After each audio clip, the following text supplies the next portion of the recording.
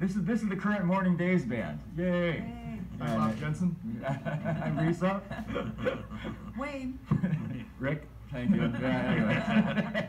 Yeah, and we've been playing for a long since before 2000, and we'd like to back up for the DVD, for the book, and talk a little bit about our early influences, especially Bob and Wayne's, because Reese's and I, we've been covered a little bit. Bob and Wayne, we haven't really included them in the DVD yet, so this is it. So we'll start with Bob, and how we met Bob, I think, is kind of an interesting story. It started through our Reese's, my mother, Betty, who ran into the husband of Bob's sister, who had told, and he used to run local dances in town, Chuck Colthart. And Chuck knew we were looking for a bass player because he washed his car at the gas station where our dad worked. He got talking to Betty. Small towns. Yep. And he said, "Hey, you know, you guys, those guys need a bass player, need any musicians? I got you know, my son-in-law, brother-in-law just came out of the Navy. He's looking for work, but he wants something serious." I remember Chuck saying that. Serious? Wow. He doesn't want anything he was going to be screwing around too much. He really wants something serious. You know, a band that's really going to be working. Did I have him fooled? Yeah. So at that time, we were auditioning bass players. We were using the Milwaukee pool a lot. I guess Risa wasn't even in the band yet. I was just me putting a band together. I had a drummer, looking for a bass player. Denny Ketterman was playing drums, and looking for a bass player. We were auditioning all kinds of people, and Bob came over with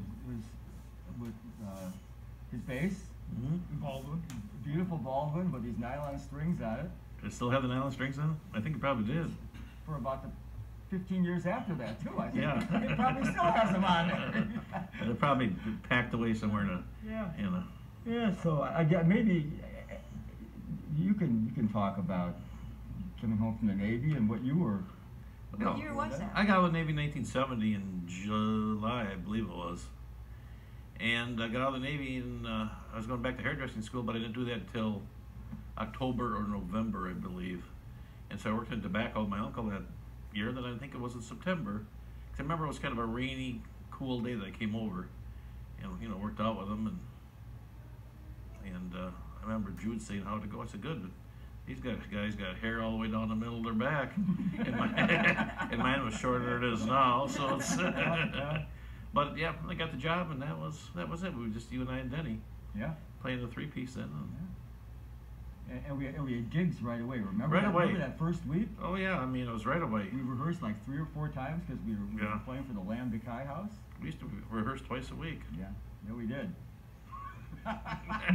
We used to learn lots of songs. This one was a lot of fun. Not fun anymore. Yeah. But I think one of the other interesting stories was about you is when you got out of the Navy, Mourning Dayze was playing up at the White Hare. Oh, the White Hare, the Topless joint. The Topless joint, yeah. And you had Sister Sarah, right? Sister Sarah. Sister Sarah. Sister Grace and Sarah. And so I went up there for some reason just to see what the guys were doing. I thought, I'd like to be a part of this. This is so the White Hare. Yeah. We were playing in Topless Place back when, in 1965 at the Satellite Lounge. Yeah. That's when Tom Hoagie was 17 years old. He was still a junior in high school. Who was that with, Bob? The Profiles, the first band I was in. Way back in those days. It came out of town. Until George Henry's dad found out we were playing a Topless joint. And we told them we were college kids from Whitewater, and they believed us. So. Yeah. How old was George? George was 18. I was 19 and Howie was 20. That lasted for about 6 months. It was fun. Mingling in the back room. There you go. Mingling. Well, what got you interested in playing bass? How'd that work? Howie Stiff and Vern Call wanted a bass player. Yeah. And so they asked me if I was interested, and so I got an old K bass, an old Fender bottom, and Frank Ellefson, who used to be in the Ventrells from Janesville. They were darn good band back in those days. He kind of showed us how to get going, and Tom Hoagie was our drummer, and George Henry came along with the organ player, and that's how we got going. What kind of music were you guys playing? We're doing like more soul music back in those days. Yeah. You know, that's when the Beatles and the Stones were real popular, but we stayed away from that. We were going into more Rufus Thomas and the Kingsmen and that kind of stuff. Yeah.